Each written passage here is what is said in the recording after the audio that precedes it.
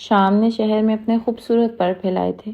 موسم اچانک ہی ابر آلود ہوا تھا۔ بادلوں کی گرج و چمک کی آواز سے ایلف کا سکتہ ٹوٹا تھا۔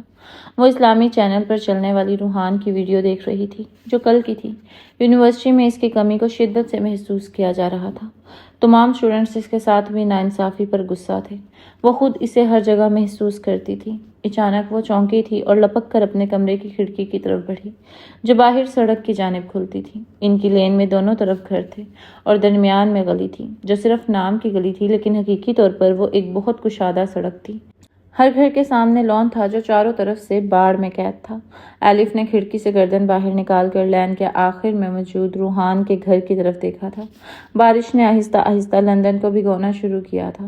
تھوڑی دیر بعد توقع کے عین مطابق اسے روحان آتا دکھائی دیا تھا۔ اس نے برساتی کوٹ پہن رکھا تھا۔ ایلف کو امید تھی وہ ضرور باہر آئے گا۔ اس کے ہاتھ میں ایک کاغذ تھا جسے وہ غور سے دیکھ رہا تھا۔ ایلف نہیں جانتی تھی وہ صرف کاغذ نہیں تھا، روحان کے لیے سب کچھ تھا۔ وہ غور سے نکاح نامے کو دیکھ رہا تھا۔ سب ایک ڈرامہ ہی سہی لیکن اس ڈرامے نے حانم کو اس سے جوڑا تھا اور اسے یہ جوڑ پسند آیا تھا۔ بارش تیز ہوئی تو اس نے نکاح نامے کو تہہ کر کر اپنی جیکٹ کی اندر والی جیب میں ڈالا تھا۔ وہ اس کے دل کے بہت قریب تھا۔ ایلف غور سے اس کی ہر حرکت کو نوٹ کر رہی تھی۔ مہرو یہ دیکھو، یہاں بارش کتنی پیاری لگ رہی ہے۔ حانم کی آواز اس کی سماعت سے ٹکرائی تھی۔ روحان کرنٹ کھا کر پلٹا تھا۔ وہ اب ہنس رہی تھی اور بچوں کی طرح مہرو کے ساتھ کاغذ کی کشتیاں جن پر ان کا نام لکھا ہوا تھا بنا کر پانی میں چھوڑ رہی تھی۔ حانم، وہ اس آواز کے پیچھے بھاگا تھا۔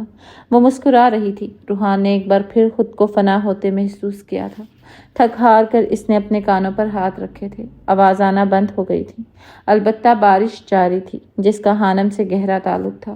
اس نے چہرہ اٹھا کر آسمان کو دیکھا تھا۔ بارش کی بوندیں اس کے چہرے پر گری تھیں۔ بارشیں جب اچانک ہوئیں تو لگا تم شہر میں ہو، وہ دھیمی آواز میں گنگنایا تھا۔ رات بھر پھر وہ جب نہ رکیں تو لگا تم شہر میں ہو۔ ایلف اسے غور سے دیکھ رہی تھی۔ وہ جانتی تھی وہ آرجے تھا۔ وہ یہ بھی جانتی تھی اس کے لب کچھ گنگنا رہے تھے لیکن وہ نہیں جانتی تھی وہ کس کو یاد کر کے گنگنا رہے تھے۔ کہیں ایک ساز ہے گونجی، تیری آواز ہے گونجی، میری خاموشیوں کو کر دے اب بیاں، تیرے بن بے وجہ سب ہے، تو اگر ہے تو مطلب ہے، نہیں تو ٹوٹا سا ادھورا کارواں۔ وہ روحان کو بہت شدت سے یاد آئی تھی۔ وہ اسے بھولنا بھی چاہتا تو ایسا ممکن نہیں تھا۔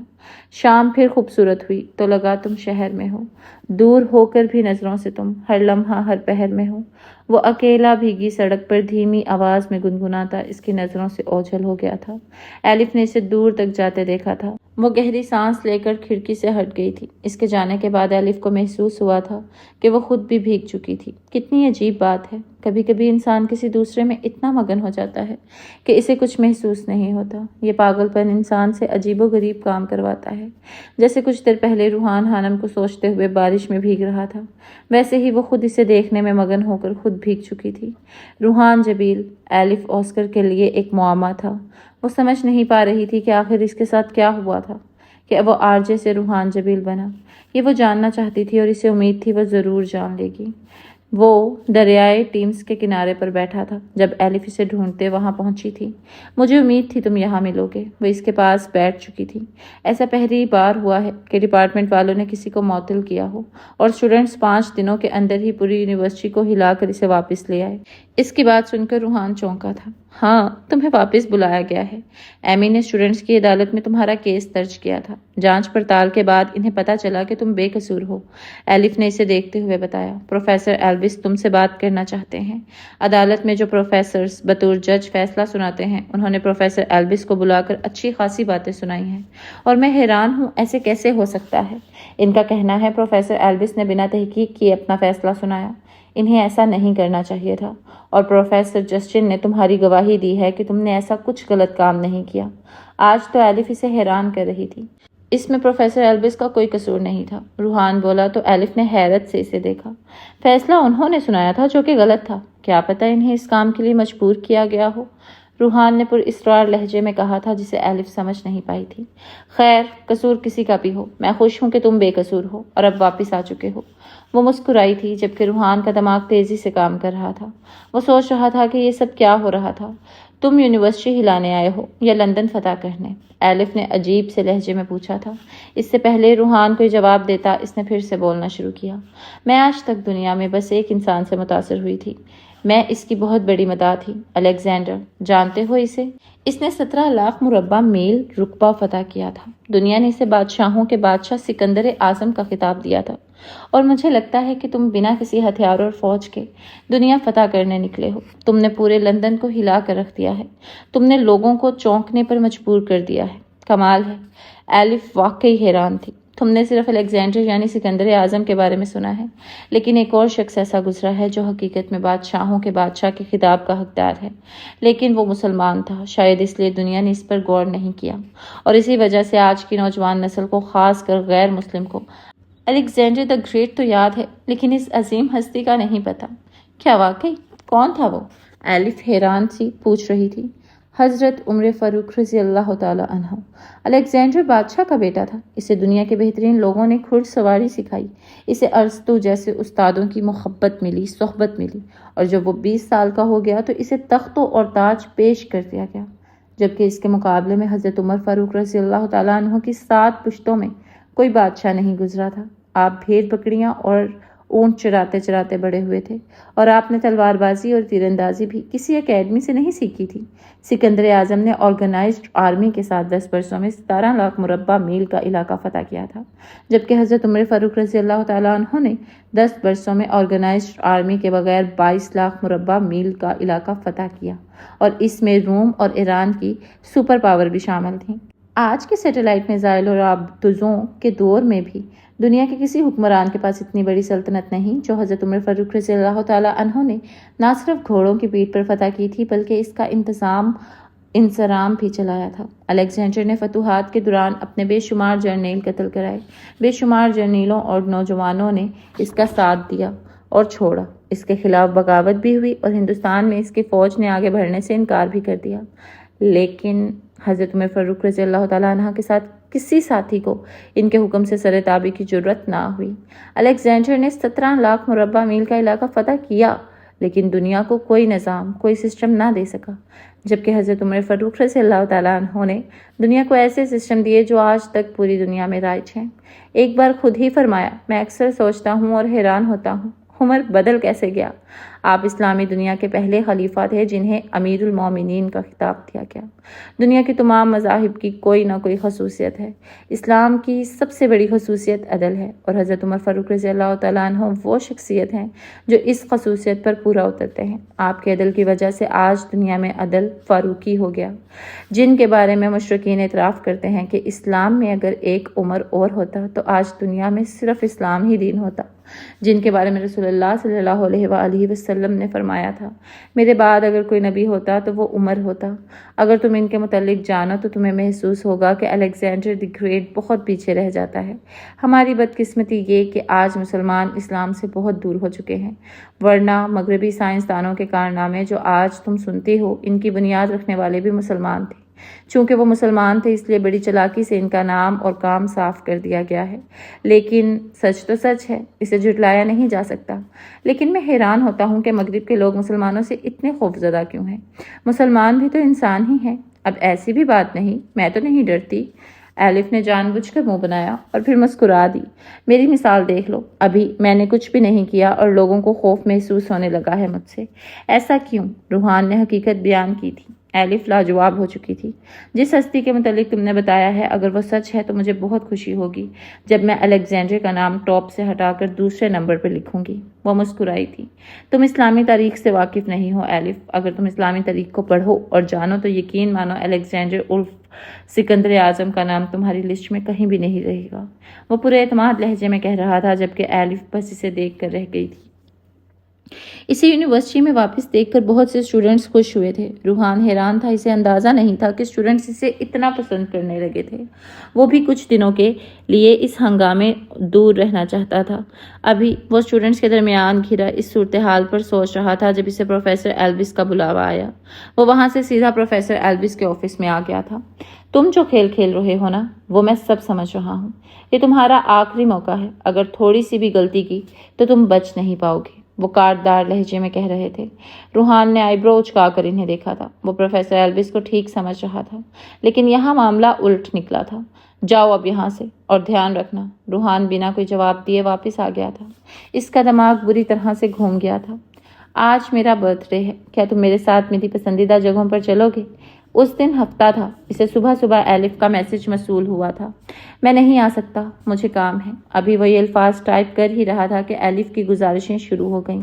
پلیز روحان، پلیز، وہ منتیں کر رہی تھی۔ اوکے، وہ کچھ سوچ کر اٹھ کھڑا ہوا تھا۔ باہر برف باری ہو رہی تھی۔ وہ موٹے اونی کپڑے پہنے ہوئے تھے۔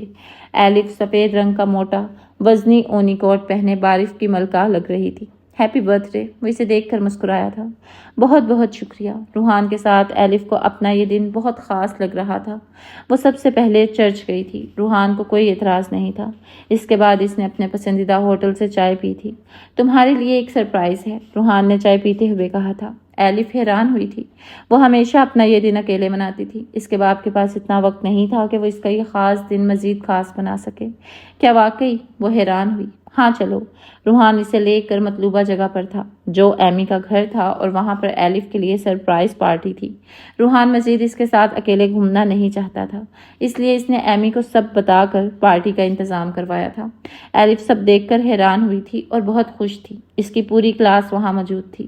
میں جو جی رہا ہوں وجہ تم ہو۔ اچانک ہی نکلی آرجے یعنی رونلڈ جیکب نے گٹار پر دھن چھیڑ دی تھی۔ روحان کا دل دھڑکا تھا۔ اسے وہ شام یاد آئی تھی جب اس نے یہ گانا گا کر ہانم کو بری طرح سے زج کیا تھا۔ وہ کچھ پلوں کے لیے اس کے ذہن سے اتری تھی کہ زمانے نے پھر یاد کروا دیا۔ روحان کو اب وہ پارٹی فضول لگ رہی تھی۔ وہ سب کی نظروں سے بچتے ہوئے وہاں سے باہر نکل آیا تھا، لیکن اسے ایسا کرتے برف کی ملکہ نے دیکھ لیا تھا۔ رک جاؤ روحان، وہ اس کے پیچھے لپکی تھی۔ پلیز رک جاؤ۔ ایلف سے بھاگا بھی نہیں جا رہا تھا۔ باہر برف نے سفید قالین بچھا دیا تھا۔ نہ چاہتے ہوئے بھی اسے رکنا پڑا تھا۔ کیا ہوا؟ وہ پریشانی سے پوچھ رہی تھی۔ کچھ نہیں، روحان کے لہجے میں سنجیدگی تھی۔ مجھے کچھ کہنا ہے، ایلف نے اپنا تنفس بحال کرتے ہوئے کہا۔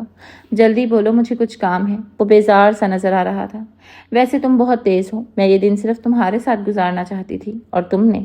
خیر، مجھے بہت اچھا لگا سب، بہت بہت شکریہ میرا یہ دن اتنا خاص بنانے کے لیے۔ وہ مسکرا رہی تھی۔ اس کی آنکھوں میں ایک الوہی سی چمک تھی، کچھ نرم گرم جذبوں کی رمق تھی۔ کوئی بات نہیں، کلاس فیلو کے لیے اتنا تو کیا جا سکتا ہے نا۔ کیا تم صرف مجھے کلاس فیلو سمجھتے ہو؟ وہ حیران ہوئی تھی۔ روحان خاموش رہا تھا۔ اس کی خاموشی سے ایلف کو تکلیف ہوئی تھی۔ وہ اس کا جواب سمجھ چکی تھی۔ اوکے، کوئی بات نہیں، لیکن میں تمہیں بہت کچھ خاص سمجھتی ہوں اور بہت ہی خاص رشتہ بنانا چاہتی ہوں۔ وہ مسکرائی تھی۔ روحان چونکا تھا۔ میں نہیں جانتی ایسا کب ہوا، کیوں ہوا۔ میں نے خود پر بہت ضبط کیا، لیکن میں بے بس ہوں مسٹر جبیل، میں ہار گئی۔ ایلف اوسکر نے زندگی میں پہلی بار ہار مانی ہے۔ وہ دل و جان سے ہار گئی ہے۔ مجھے پتہ ہی نہیں چلا کب تم سے محبت ہو گئی۔ میں تمہیں بہت چاہتی ہوں روحان، بہت زیادہ۔ اس کا لہجہ جذبات کی آنچ سے دمک رہا تھا۔ روحان نے حیرت سے اس کی آنکھوں میں دیکھا اور پھر ایک سرد آہ بھر کر سر جھکا لیا۔ جواب نہیں دیا تم نے؟ برف کی ملکہ برف کے قلین پر اپنے سامنے سر جھکائے کھڑے اس شخص سے پوچھ رہی تھی جو اپنے درد ضبط کرنے کی کوشش کر رہا تھا۔ پوری دنیا کے مشکل سے مشکل سوالوں کے مسکرا کر جواب دینے والا شخص میرے سامنے سر جھکائے کھڑا ہے۔ اچھا نہیں لگ رہا۔ وہ محبت کے دیوتا کو بولنے پر اکسا رہی تھی۔ شاید محبت کے دیوتا کا ضبط ٹوٹا تھا۔ وہ مزید کھڑا نہیں رہ سکتا تھا۔ اس نے سر اٹھا کر ایک نظر اپنے سامنے کھڑی برف کی ملکہ کو دیکھا تھا، جو چیمبر آف ڈسکشن کے ساتھ ساتھ پورے لندن پر راج کرتی تھی۔ لوگ اس سے جڑنا چاہتے تھے اور وہ محبت کے اس دیوتا کو، جس کی محبت کی دیوی کب کی روٹ چکی تھی، اسے اپنا بنانا چاہتی تھی۔ محبت کے دیوتا نے سر اٹھا کر آسمان کی طرف دیکھا تھا۔ شدید دھند میں روئی کے گالے ان دونوں کو چھو رہے تھے۔ اس نے ایک گہری سانس لی تھی اور پھر بنا کچھ کہے پلٹا اور جانے کے لیے قدم بڑھایا۔ تم میرے سوال کا جواب دیے بنا نہیں جا سکتے۔ برف کی ملکہ نے اس کا ہاتھ تھاما۔ وہ اسے جانے سے روک رہی تھی۔ برف کی ملکہ کا دل تیز تیز دھڑک رہا تھا۔ وہ پلٹا اور گہری نظر اس پر ڈالی۔ کیوں ڈرتے ہو؟ دل نہیں توڑوں گی، ہمیشہ ہر قدم پر ساتھ نبھاؤں گی۔ ایک بار میرا ہو کر تو دیکھو، سارے دکھ بھلا دوں گی۔ برف کی ملکہ کے لہجے میں التجا تھی، اس کی آنکھوں میں رد کیے جانے کا خوف تھا۔ محبت کا دیوتا اس کا درد سمجھ سکتا تھا، لیکن وہ بے بس تھا، وہ کچھ نہیں کر سکتا تھا۔ جانتا ہوں تم ساتھ نبھاؤ گی، وہ مسکرا کر کہہ رہا تھا۔ اس کی یہ مسکراہٹ اس نازک چاند لڑکی کی روح فنا کرتی تھی۔ لیکن کچھ چیزیں ہمارے اختیار میں نہیں ہوتی۔ محبت کے دیوتا نے اس کے نازک ہاتھ سے، جو ٹھنڈ کی شدت کی وجہ سے برف بن چکا تھا، نرمی سے اپنا ہاتھ چھڑایا۔ لیکن وہ کچھ کہنا چاہتی تھی۔ کچھ مت کہنا، میں کسی کو بھی تکلیف نہیں دے سکتا۔ مجھے جس کا ہونا تھا میں ہو چکا ہوں، کسی اور کا ہونا میرے اختیار میں نہیں۔ محبت کے دیوتا نے اس سے چپ رہنے کی التجا کی۔ برف کی ملکہ کو اس کے انکار پر اپنی رگوں میں خون منجمد ہوتا محسوس ہوا تھا۔ وہ اسے کھو نہیں سکتی تھی، کسی قیمت پر بھی نہیں۔ لیکن میں برف کی ملکہ کے ہونٹ پھڑپھڑائے تھے۔ شش، وہ اپنے ہونٹوں پر انگلی رکھے اسے پھر سے چپ رہنے کا اشارہ کر رہا تھا۔ اب وہ الٹے قدموں پیچھے کی جانب چل رہا تھا۔ اس کا سر نفی میں ہل رہا تھا۔ اس کے ہونٹوں پر جان لیوا مسکراہٹ تھی، جبکہ آنکھوں کی نمی کو وہ واضح محسوس کر سکتی تھی۔ اس کے قدم دوری بڑھا رہے تھے۔ برف کی ملکہ کو اپنا دل بند ہوتا محسوس ہو رہا تھا۔ کچھ دیر الٹے قدموں چلنے کے بعد وہ پلٹا تھا اور پھر تیز تیز قدم اٹھاتا دھند میں کہیں غائب ہو گیا تھا۔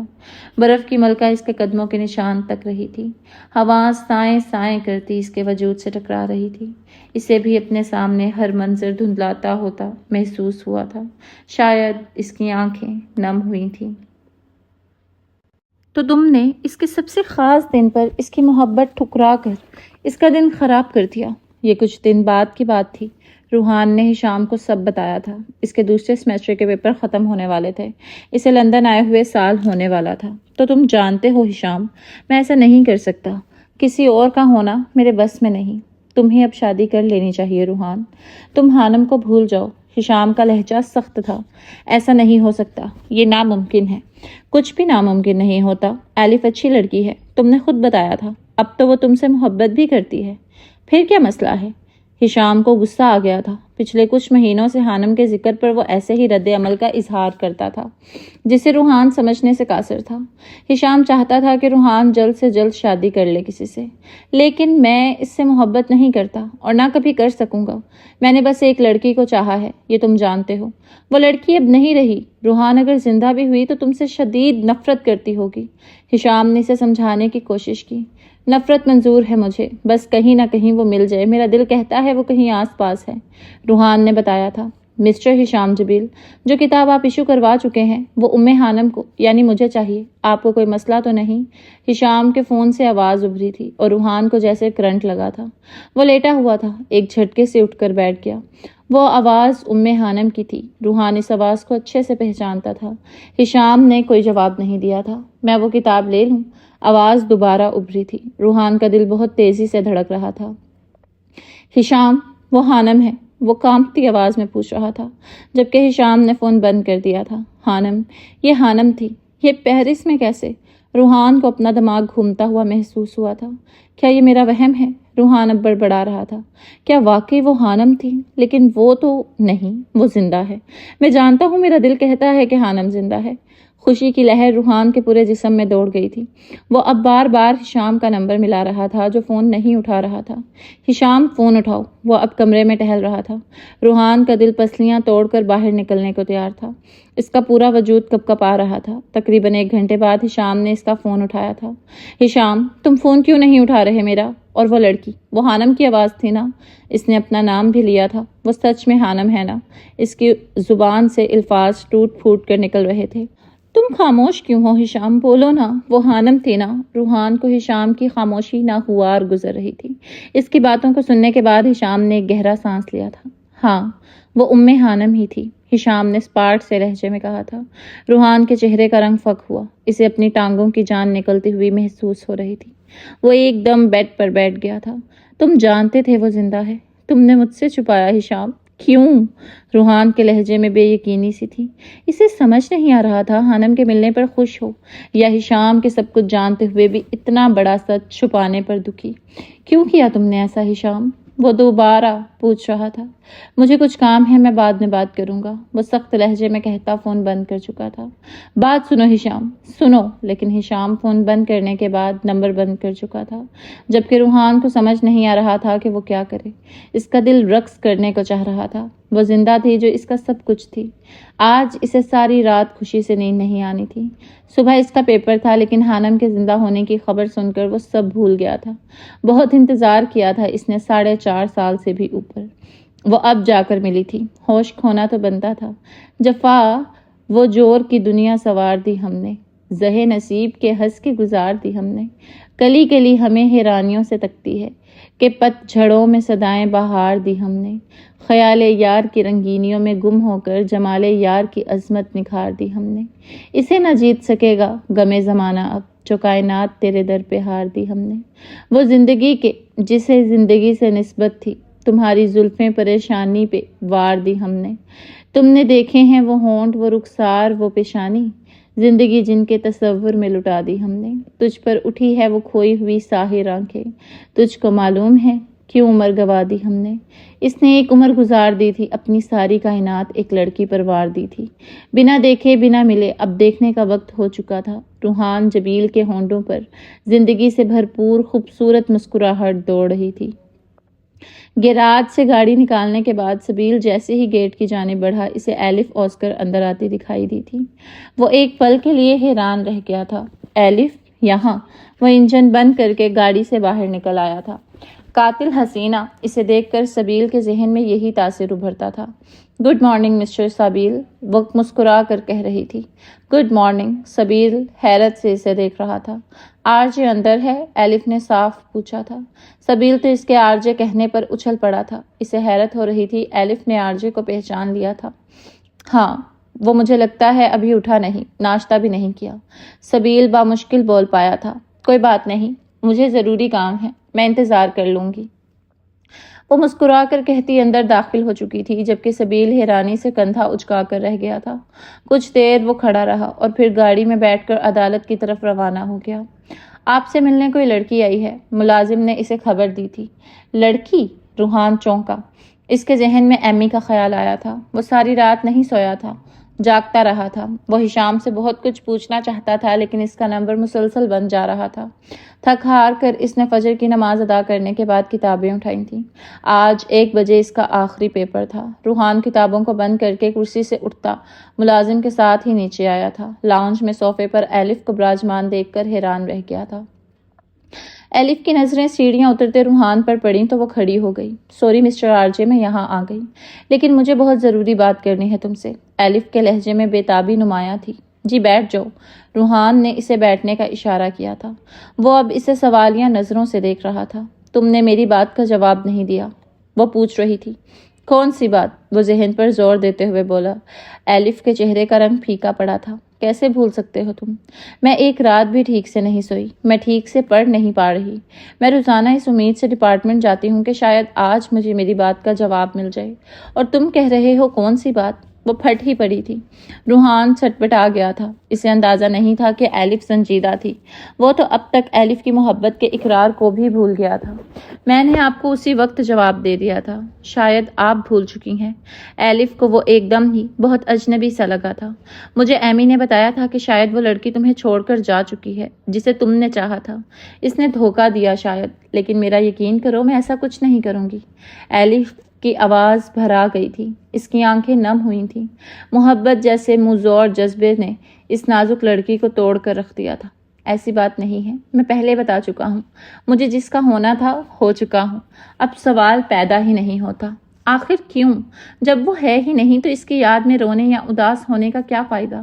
کیوں تم خود کو میرا نہیں کر دیتے؟ ضبط کرنے کے باوجود بھی ایلف رو دی تھی۔ پلیز ایلف، مت روئیں۔ میں جانتا ہوں محبت نہ ملنا بہت تکلیف دہ ہوتا ہے۔ میرا مقصد آپ کی دل آزاری کرنا نہیں تھا۔ آپ رکیں، میں آپ کو کچھ دکھاتا ہوں۔ وہ کہتے ہوئے صوفے سے اٹھا اوپر اپنے کمرے کی جانب بڑھ گیا، جبکہ پیچھے ایلف اپنے آنسو ضبط کرنے کی کوشش کر رہی تھی۔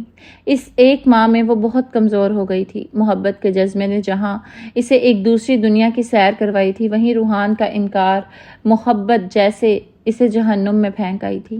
وہ روز جل رہی تھی۔ چند منٹ بعد روحان اسے واپس آتا دکھائی دیا تھا۔ اس کے ہاتھ میں کچھ تھا، ایک کاغذ جسے اس نے ایلف کی طرف بڑھایا تھا۔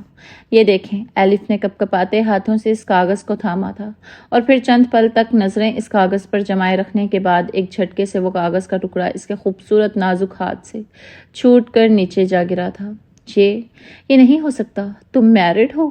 ایلف کے لہجے میں حیرانی اور بے یقینی دونوں واضح تھی۔ روحان نے جھک کر اس کے پیروں کے پاس سے وہ نکاح نامہ اٹھایا تھا جو تقریباً 6 سال پرانا تھا۔ جی، میں میرڈ ہوں، روحان پر اعتماد لہجے میں کہہ رہا تھا۔ ایلف کو لاؤنج کی چھت اپنے اوپر گرتی ہوئی محسوس ہوئی تھی۔ پہلے کیوں نہیں بتایا تم نے آرجے؟ کیوں چھپایا اتنا بڑا سچ؟ ایلف نہ چاہتے ہوئے بھی چلا اٹھی تھی۔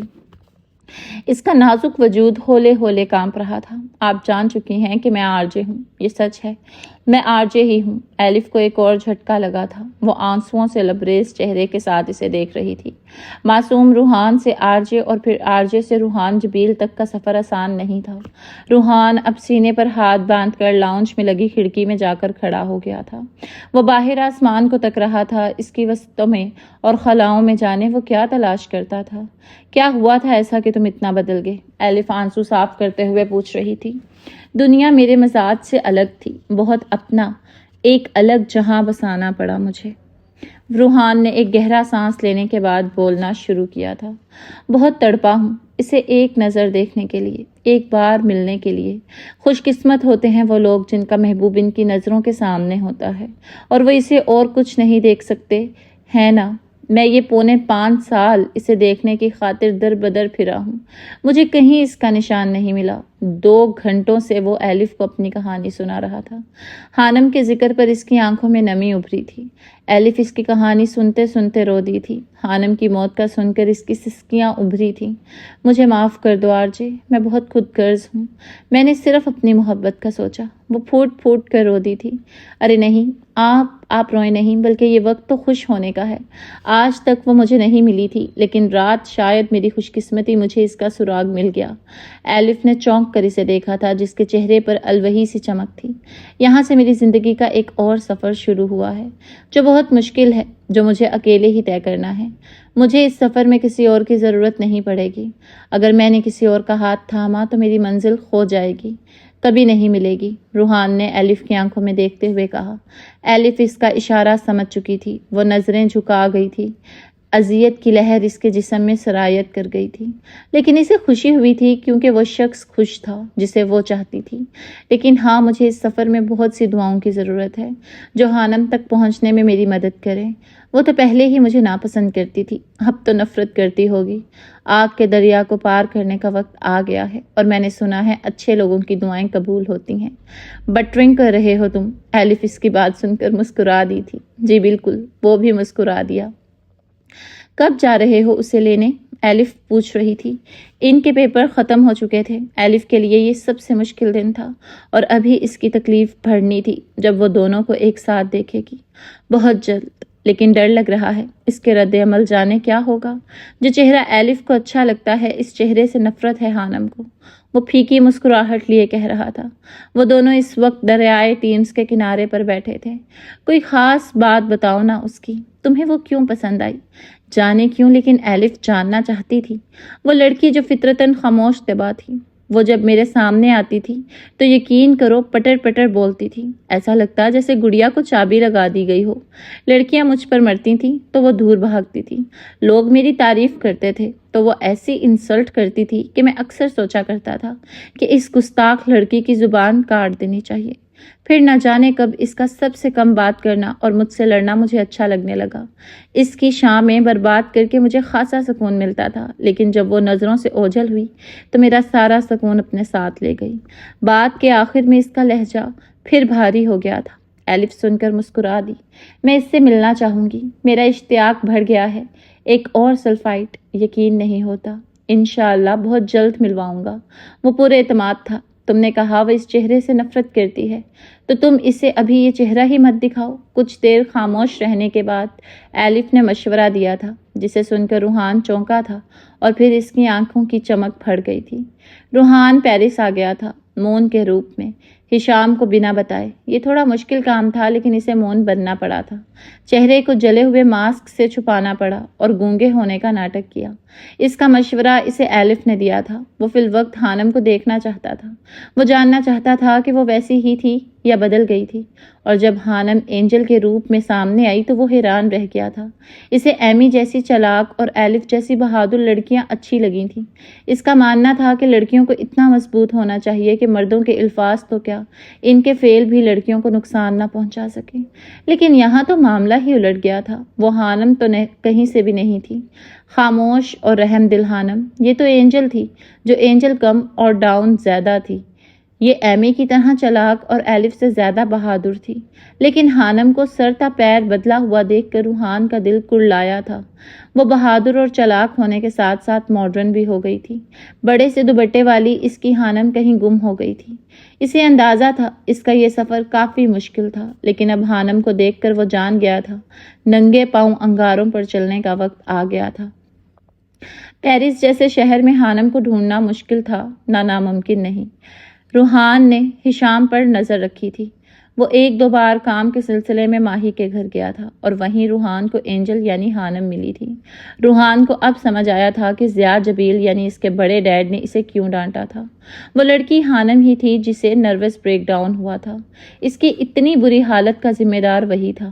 روحان کا دل پھر سے جلنے لگا تھا۔ دکھ اور پچھتاوا اسے نوچنے لگا تھا، لیکن اسے بہت کچھ کرنا تھا اب۔ ہانم کے ملنے کے بعد اس نے ہشام کو چھوڑ کر ہانم پر نظر رکھنی شروع کر دی تھی، اور پھر وہ میڈی تک پہنچ گیا۔ میڈی تھوڑا معصوم اور بے وقوف لڑکا تھا۔ اس کو ایکسیڈنٹ سے بچا کر جو وہ خود کروا رہا تھا، روحان اس کے گھر میں جگہ بنانے میں کامیاب ہو گیا تھا۔ جب میڈی نے پہلی بار روحان کو ہانم سے ملوایا تو الوہی چمک لیے اسے دیکھتا رہا تھا۔ اس کے اس طرح دیکھنے سے ہانم کو کوفت ہوئی تھی، اور پھر وہ ہر جگہ مون بن کر اینجل کا پیچھا کرنے لگا تھا۔ اس کو میڈی کا اینجل کے ساتھ گھومنا پسند نہیں تھا، اور جب میڈی نے اینجل کو پرپوز کیا تھا تو مون یعنی روحان نے اچھی خاصی دھلائی کی تھی اس کی۔ 2-3 ماہ وہ مون بنا ہانم کے پیچھے گھومتا رہا، اور جس روز ہانم نے اسے دھمکی دی کہ وہ اس کا بچا ہوا چہرہ بھی جلا دے گی، اس روز وہ خوب ہنسا تھا اور اس نے ایک فیصلہ کر لیا تھا۔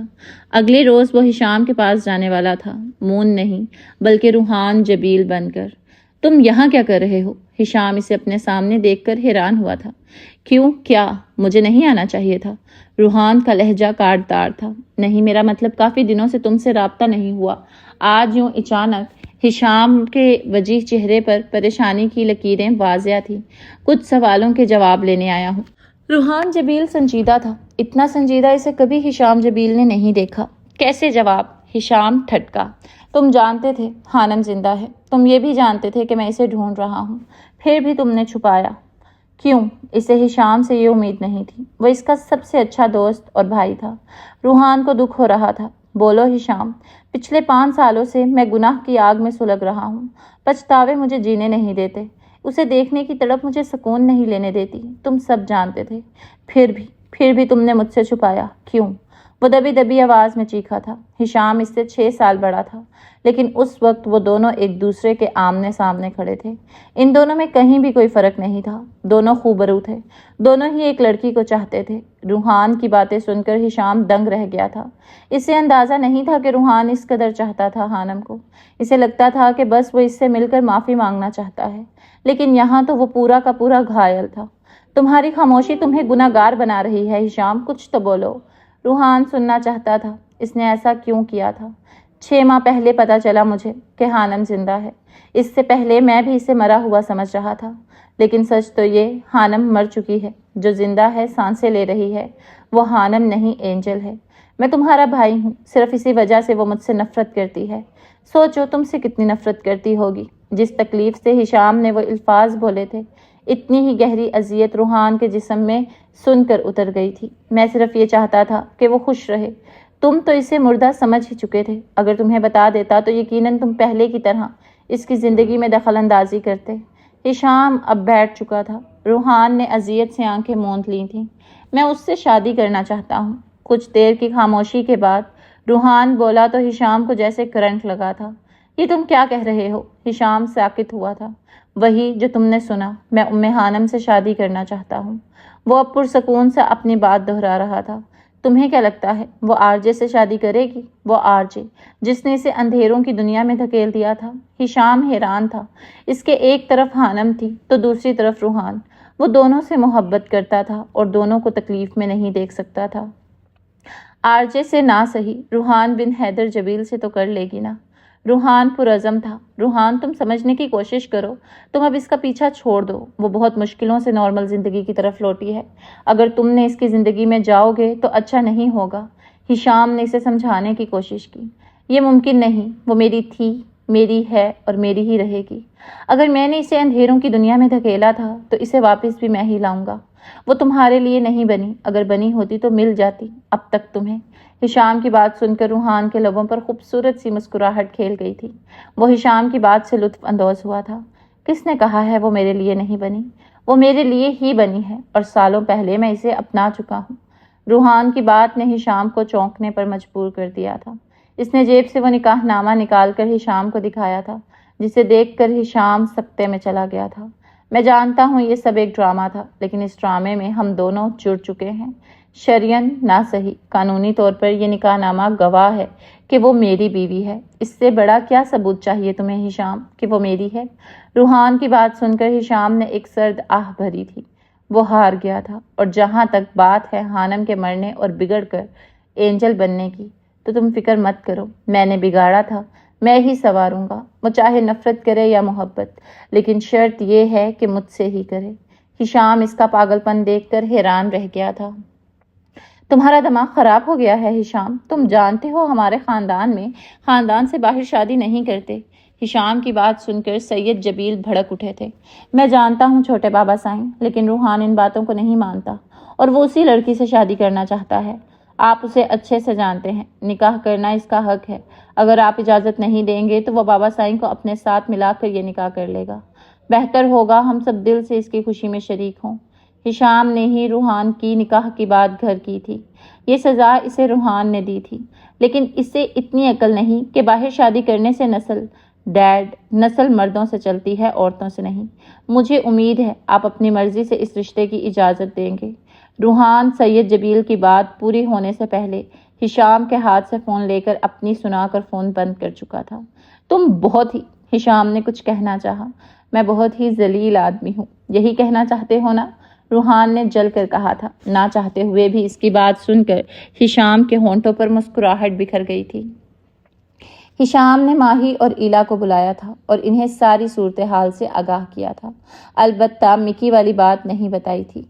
रूहान ने यह बताया था कि इसने हानम पर इल्ज़ाम लगाया था कुछ, जिसकी वजह से वो इससे नाराज़ होकर पाकिस्तान छोड़कर आ गई थी। इला तो आंखें फाड़े रूहान को देख रही थी। इसे यकीन नहीं आ रहा था वो इतना बदल गया था। हमें दोनों की शादी करवानी होगी। हिशाम दिल पर पत्थर रखकर सब कर रहा था। वो इतना तो जान गया था कि हानम इसके लिए नहीं बनी। बस इतनी सी बात, आप लोग परेशान ना हो, सब ठीक हो जाएगा, माही पुरजोश सी कह रही थी।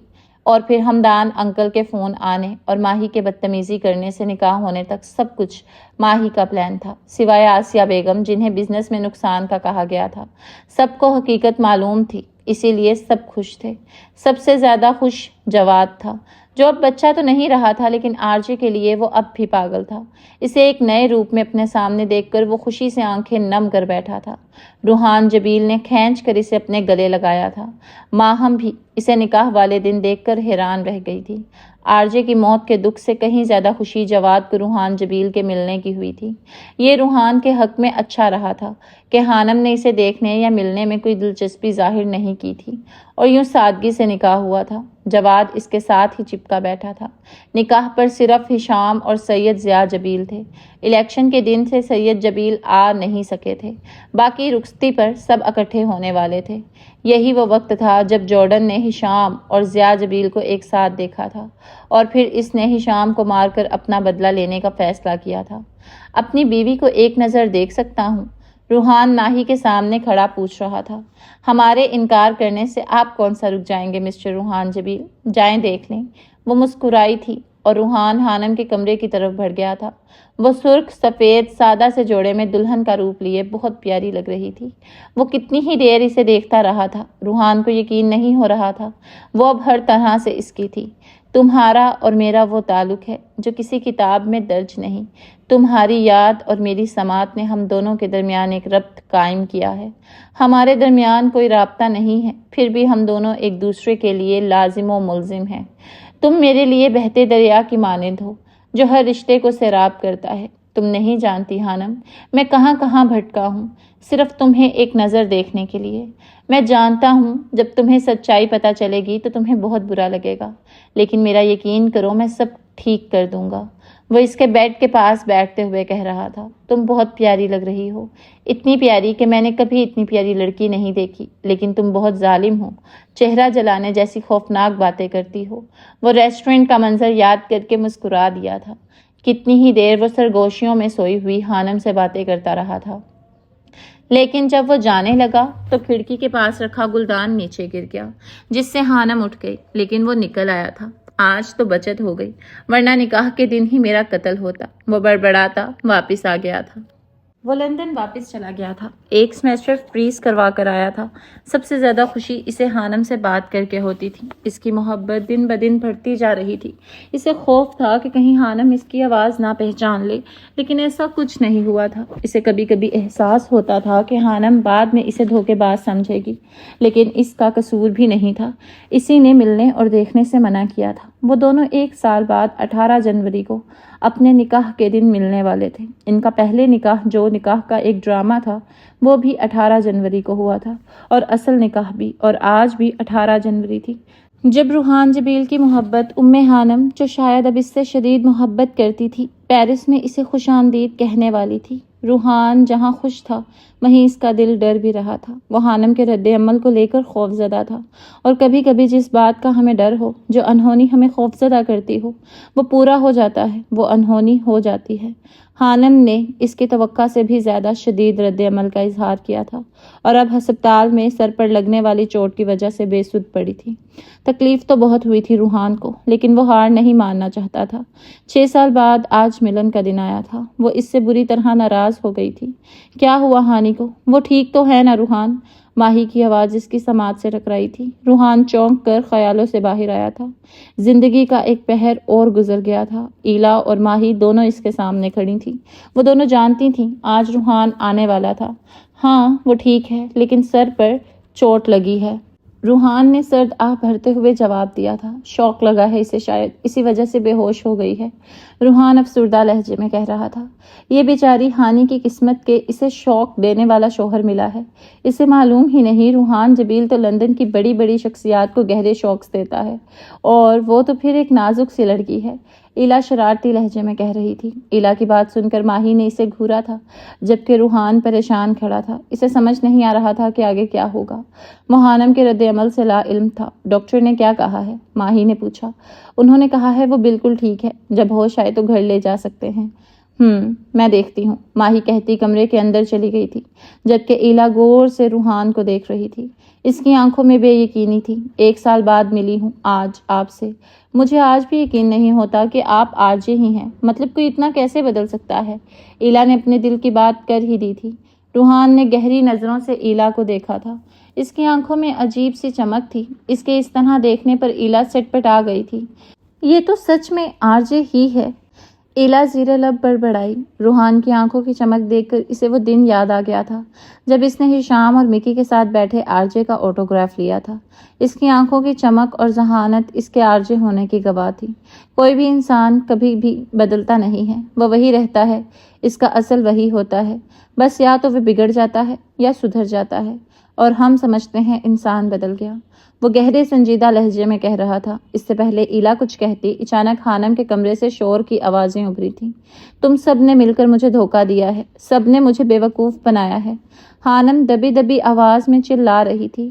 شدت جذبات سے اس کا پورا وجود کانپ رہا تھا۔ اس نے کبھی سوچا نہیں تھا کہ جس شخص کا وہ نام سننا بھی گوارا نہیں کرتی تھی، وہ اس کی زندگی کا سب سے اہم فرد بن گیا تھا، اور تو اور وہ انجانے میں اسی شخص سے محبت کر بیٹھی تھی۔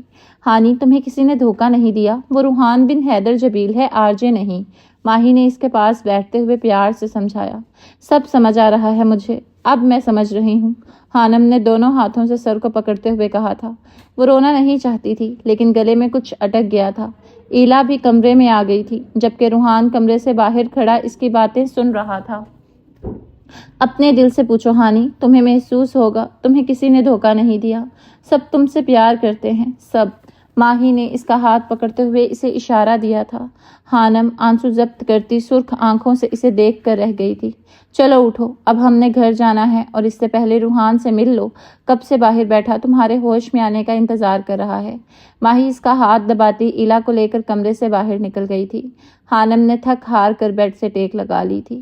وہ تھک گئی تھی، وہ ماضی کو نہیں سوچنا چاہتی تھی۔ روحان کے آنے سے اس کی زندگی کتنی خوبصورت ہو گئی تھی۔ وہ جیسے سارے غم بھول گئی تھی، اور اب روحان کو دیکھ کر جیسے اس کے سارے زخم ہرے ہو گئے تھے۔ اسے سمجھ نہیں آ رہا تھا کہ وہ کیا کرے۔ دماغ جیسے سن ہو کر رہ گیا تھا۔ کوشش کے باوجود بھی اس کی بند آنکھوں سے ایک آنسو نکلا اور کنپٹی پر پھسلتا چلا گیا۔ میں نے آپ سے وعدہ کیا تھا کہ میں کبھی تمہاری آنکھ میں آنسو نہیں آنے دوں گا، اور آج مجھے خود پر افسوس ہو رہا ہے۔ روحان کی آواز پر وہ کرنٹ کھا کر اچھلی تھی۔ وہ اس کے سامنے کھڑا تھا، اپنی تمام تر وجاہت کے ساتھ۔ سفید رنگ کی شرٹ کے بازو پر سرخ داغ لگے تھے۔ وہ شاید خانم کا خون تھا جو پیشانی پر چوٹ کی وجہ سے نکلا تھا، یعنی وہ اٹھا کر لایا تھا۔ خانم یہ سوچ کر دنگ رہ گئی تھی۔ وہ چہرہ دوسری جانب پھیر چکی تھی اور ہونٹوں کو سختی سے ایک دوسرے میں پیوست لیا تھا۔ روحان اس کے یوں چہرے کا رخ بدلنے پر حیران ہوا تھا۔ اسے لگا تھا کہ وہ چیخے گی، برا بھلا کہے گی، لیکن نہیں، وہ خاموش تھی۔ خانم! کتنے جذب سے پکارا تھا اس نے۔ خانم نے آنکھیں میچیں۔ اس کا دل دھڑکا تھا۔ ایسے ہی وہ اسے فون پر پکارا کرتا تھا۔ میں آرجے نہیں رہا۔ اب میں اپنی صفائی میں کچھ نہیں کہوں گا، اور نہ ہی معافی مانگوں گا۔ شاید مجھے اس کا حق نہیں، لیکن اتنا ضرور کہوں گا کہ میں تم سے بہت محبت کرتا ہوں۔ تم سے گزارش ہے کہ میری محبت کو مت دھتکارنا۔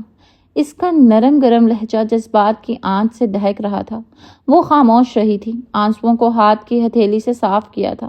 کتنا خوش تھی وہ آج کے دن، لیکن پھر ساری خوشیاں جیسے غموں میں بدل گئیں۔ کچھ پل گہری خاموشی کی نظر ہوئے تھے۔ خانم اپنے چہرے پر اس کی گہری نظروں کی تپش کو محسوس کر رہی تھی۔ خانم کو لگا تھا اس کا سانس رک جائے گا۔ وہ ایک جھٹکے سے بیڈ سے نیچے اتری تھی۔ دھیان سے۔ روحان بے تابی سے اس کی جانب لپکا تھا۔ وہ اسے پکڑنا چاہتا تھا۔ میں ٹھیک ہوں۔ خانم نے ہاتھ اٹھا کر اسے دور رہنے کا اشارہ کیا تھا۔ اس کا لہجہ سرد تھا۔ روحان ایک سرد آہ بھر کر رہ گیا تھا۔ وہ اپنے اسکارف کو اچھی طرح سر پر لپیٹتے ہوئے اب جوتے پہننے کی کوشش کر رہی تھی۔ روحان سنجیدہ چہرہ لیے بغور اس کا جائزہ لے رہا تھا۔ وہ ناراض اور مصروف سی اچھی لگ رہی تھی۔ 6 سال بعد اسے اپنی نظروں سے دیکھ رہا تھا۔ نیچے جھک کر جوتے پہننے پر درد کی ایک ٹیس اس کے سر میں اٹھی تھی۔ شاید نیچے گرنے کی وجہ سے گردن پر بھی چوٹ آئی تھی۔ اسے کراہتے دیکھ کر وہ خانم کی طرف لپکا۔ مجھے لگا تھا کہ ان 6 سالوں میں تم بھی بدل گئی ہوگی، لیکن نہیں، مجال ہے جو خانم بدل جائے۔ وہ آج بھی ویسی ہی ہے، ضدی اور ہٹ دھرم ہے۔ اس کے خوبصورت جوتے کو نیچے سے اٹھا کر اس کی جانب بڑھاتے ہوئے وہ گمبھیر سنجیدہ لہجے میں کہہ رہا تھا۔ خانم نے اس کے قریب آنے پر گھور کر اسے دیکھا تھا۔ ایسے کیا دیکھ رہی ہو؟ اب یہ جوتا میرے سر پہ مت مار دینا، پہننے کے لیے دیا ہے۔ اس کے تیکھے لہجے پر خانم کا چہرہ سرخ ہوا تھا۔ وہ انتہا کا صاف گو تھا۔ تم وہ کہنا چاہتی تھی، لیکن تم کا لفظ اس کی زبان سے ادا نہیں ہوا تھا۔ وہ پورا 1 سال اسے آپ کہتی رہی تھی۔ محبت سے زیادہ وہ روحان حیدر سے عقیدت رکھتی تھی۔ میں خود پہن لوں گی۔ خانم ایک جوتا پہننے کے بعد دوسرا اٹھانے کے لیے دوبارہ جھکی۔ مجھے ضدی اور ہٹ دھرم لڑکیاں نہیں پسند۔ وہ ایک گھٹنا زمین پر ٹکائے بیٹھا تھا۔ نظریں خانم کے چہرے پر تھیں، جبکہ خانم اسے دیکھنے سے گریز کر رہی تھی۔ اس 1 سال میں اس نے روحان کی ہر بات مانی تھی۔ وہ کافی تابعدار ثابت ہوئی تھی۔ اب آرجے کو اپنے سامنے دیکھ کر اس میں ہانی والی روح جاگ اٹھی تھی۔ خانم اب دوسرا جوتا بھی پہن چکی تھی۔ اس نے خود کو سخت الفاظ کہنے سے روکا ہوا تھا۔ چلیں، روحان نے کھڑے ہو کر اس کی جانب ہاتھ بڑھایا تھا۔ شکریہ۔ خانم اس کے ہاتھ کو مکمل نظر انداز کر کے بیڈ سے اٹھی تھی اور دروازے کی طرف بڑھ گئی۔ روحان بس ایک سرد آہ بھر کر رہ گیا تھا۔ انہیں گھر چھوڑنے کے بعد روحان ہشام کے گھر کی طرف بڑھ گیا تھا۔ پورا راستہ وہ خاموشی سے گاڑی سے باہر دیکھتی رہی تھی۔ اسے سمجھ نہیں آ رہا تھا روحان جیسے ہم سفر کے ملنے پر ہنسے یا آرجے کے لوٹ آنے پر روئے۔ اسے سمجھ نہیں آ رہا تھا کہ قسمت کے اس ستم ظریفی پر وہ کیا کرے۔ خانم کو اب افسوس ہو رہا تھا کہ کاش وہ نکاح والے دن اسے دیکھ لیتی، لیکن جو ہونا تھا وہ تو ہو گیا تھا۔ گاڑی رکنے پر وہ سب سے پہلے گاڑی سے اتری تھی اور پھر بنا پیچھے دیکھے وہ بلڈنگ کی طرف بڑھی تھی۔ پریشان مت ہونا روحان، وہ تھوڑی پاگل ہے، تم بھی جانتے ہو، لیکن سب ٹھیک ہو جائے گا۔ ماہی نے اسے تسلی دی تھی، جس پر وہ مسکرا کر رہ گیا تھا۔ خانم اپنے کمرے میں پریشانی سے ادھر ادھر ٹہل رہی تھی۔ اسے سمجھ نہیں آ رہا تھا کہ وہ کیا کرے۔ اگر وہ آسیہ بیگم سے بات کرتی تو یقیناً وہ سب پوچھتی۔ تم سب نے مل کر دھوکہ دیا ہے مجھے۔ خانم کی سماعت سے اس کے اپنے الفاظ ٹکرائے۔ ہانی، تمہیں کسی نے دھوکہ نہیں دیا، وہ روحان بن حیدر جبیل ہے، آرجے نہیں، ماہی نے کہا تھا۔ اف! خانم نے دونوں ہاتھوں سے اپنا سر تھاما تھا۔ وہ انجانے میں کیا بول گئی تھی، لیکن جو جواب ماہی نے دیا تھا اسے اب احساس ہو رہا تھا۔ یقیناً وہ بہت کچھ جانتی تھی۔ یہ کیا ہو رہا ہے میرے ساتھ؟ خانم کو اپنا دماغ سن ہوتا محسوس ہوا تھا۔ وہ بیڈ پر بیٹھے بیٹھے لیٹ گئی تھی، آنکھوں کو بند کیا تھا۔ وہ سو جانا چاہتی تھی۔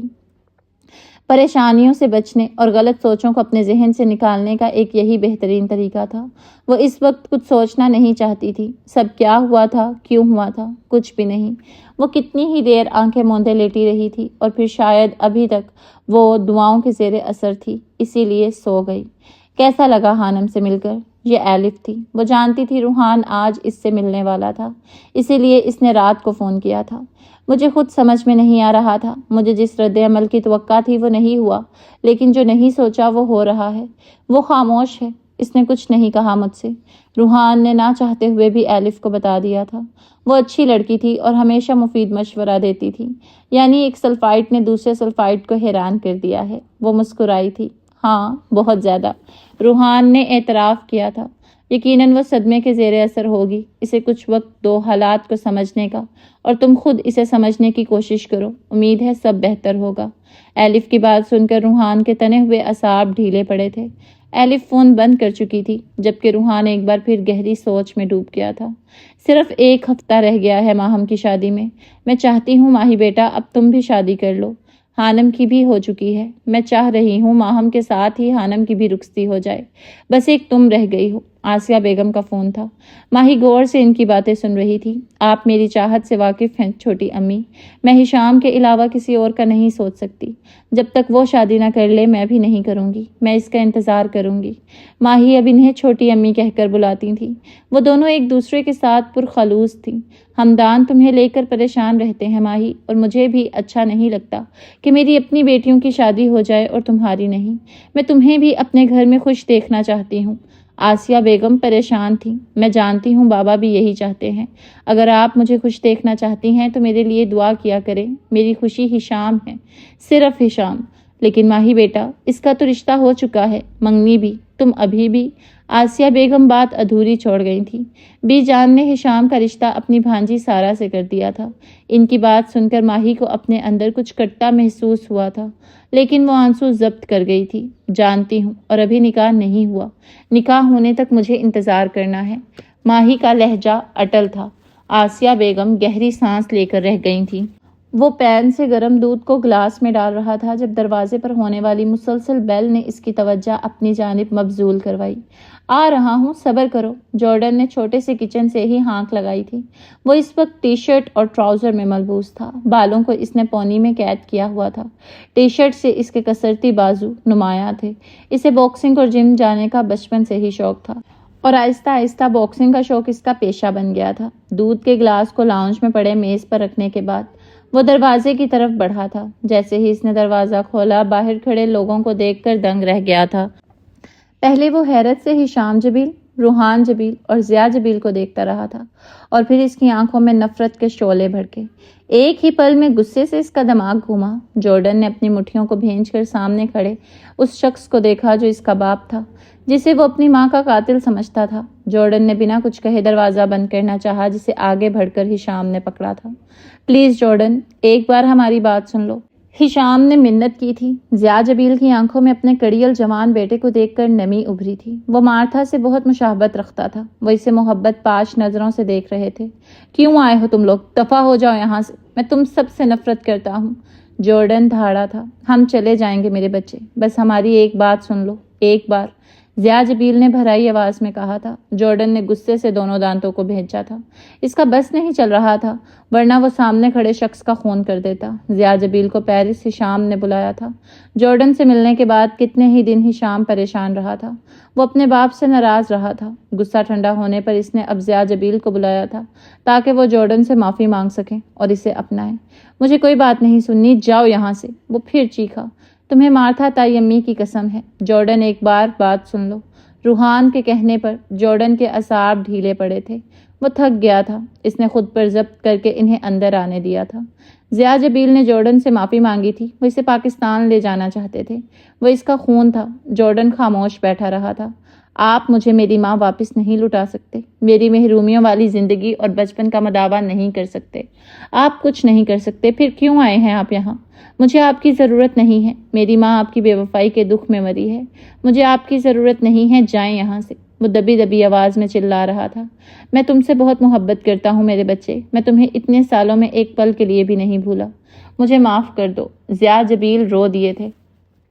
یقیناً تائی امی نے تمہیں معاف کرنا سکھایا ہوگا۔ جارڈن، معاف کر دو بڑے ڈیڈ کو۔ وہ بھی اتنے سالوں سے سکون کی نیند نہیں سوئے، پچھتاوے کی آگ میں جلتے رہے ہیں۔ روحان نے آگے بڑھ کر اس کے کندھے پر ہاتھ رکھا تھا اور جارڈن کو مارتھا یاد آ گئی تھی، جو اسے معاف کرنے اور محبت کا درس دیتی تھی۔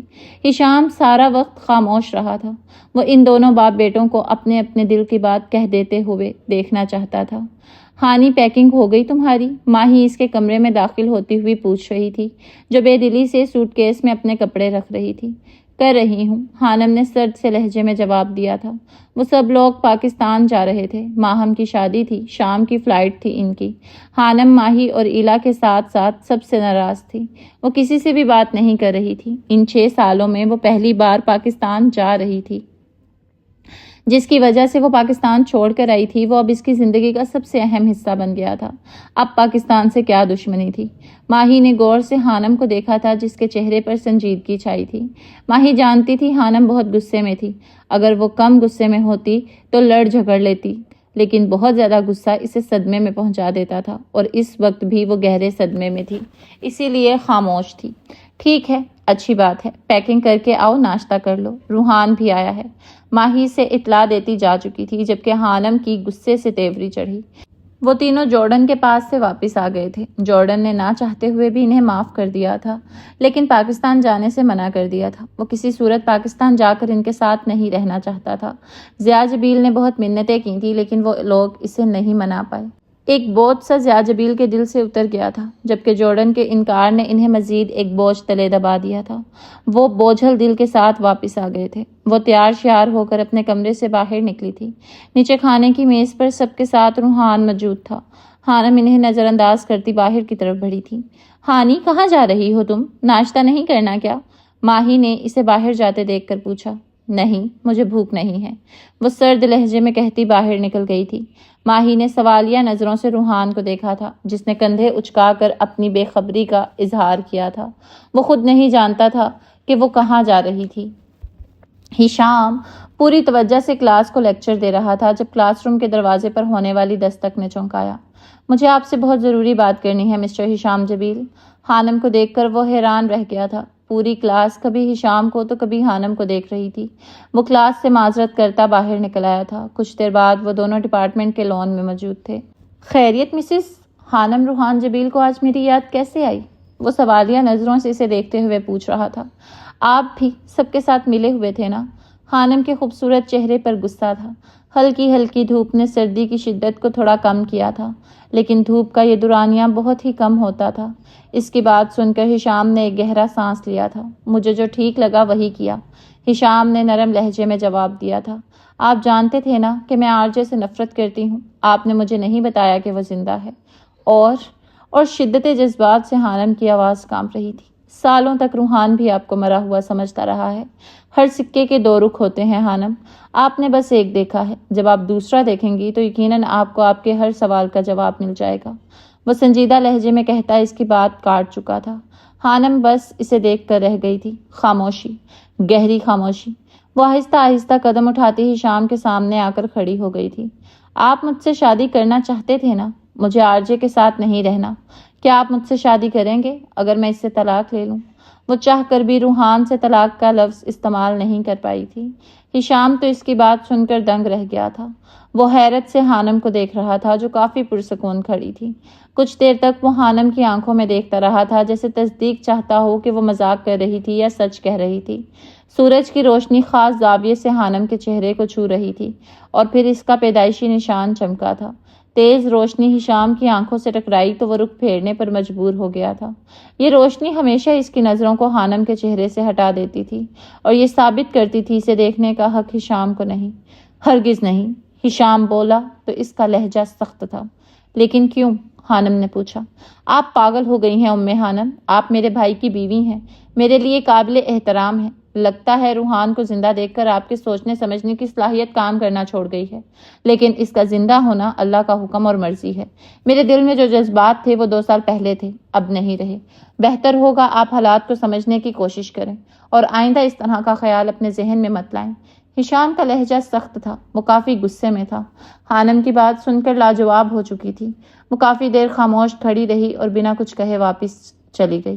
ہشام جو رخ موڑے کھڑا تھا اس کے جانے کے بعد پلٹا اور نم آنکھوں سے اسے دور جاتا دیکھ رہا تھا۔ بہت مشکل ہوتا ہے اس شخص کا دل توڑنا جسے آپ بے پناہ محبت کرتے ہوں۔ وہ دھیرے دھیرے اس کی نظروں سے دور ہو رہی تھی۔ اسے خانم سے اس بے وقوفی کی امید نہیں تھی۔ میں جانتا ہوں کہ یہ تعلق بہت دنوں تک نہیں رہے گا۔ کسی سفر کی کسی سڑک پر بغیر پوچھے، بغیر بولے، بغیر ایک دوسرے کو دیکھے، نظر جھکائے، خود اپنی اپنی مسافتوں پر نکلنا ہوگا۔ میں جانتا ہوں کسی پڑاؤ پہ عمر بھر کے لیے اچانک بچھڑنا ہوگا۔ ایسا کر لیں، ہم ایک دوسرے کو دل میں بھر لیں۔ میں تجھ کو سارے کا سارا رٹ لوں، تو مجھ کو سارے کا سارا پڑھ لے۔ سنا ہے لمبی مسافتوں کے سفر میں زیادہ سفر نہ ہو، طویل رستے نہیں گزرتے۔ ہشام نے اسے جاتے ہوئے دیکھ کر سوچا تھا، لیکن وہ یہ اچھے سے جانتا تھا صرف وہی اس کو دل میں بھرنے والا تھا، صرف وہی اسے رٹنے والا تھا۔ نہ وہ اسے چاہتی تھی اور نہ کبھی ایسا ممکن تھا۔ وہ اس وقت غصے میں تھی، کچھ سوچ نہیں پا رہی تھی، لیکن وہ یہ بھی اچھے سے جانتا تھا کہ وہ صرف روحان جبیل سے محبت کرتی تھی۔ وہ تمام لوگ اس وقت ایئرپورٹ پر موجود تھے، ماہی، ایلا، خانم، روحان، ہشام اور ضیاء جبیل۔ وہ سب پاکستان جا رہے تھے۔ ماہم کی شادی تھی جو کافی دھوم دھام سے ہونی تھی۔ خانم کی دوبارہ ابھی تک براہ راست روحان سے ملاقات نہیں ہوئی تھی۔ وہ اس سے چھپ رہی تھی، اسے نظر انداز کر رہی تھی۔ روحان یہ بات اچھے سے جانتا تھا۔ وہ خاموش تھا، وہ چاہتا تھا کہ خانم تھوڑا وقت لے اور سب سمجھنے کی کوشش کرے۔